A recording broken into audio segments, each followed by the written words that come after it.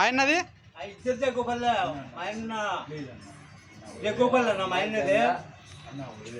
రూపాయి ఖర్చు పెట్టలేదు వీళ్ళు. ఈ మంచి కాదు, నీతో డబ్బులు ఏమన్నా తీసుకోండా మా మళ్ళీ ఏంటికి అట్లా అరుస్తున్నాడా మనిషి?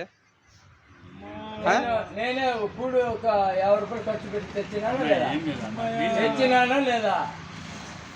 అన్నం పెట్టినానా నేను లేదా?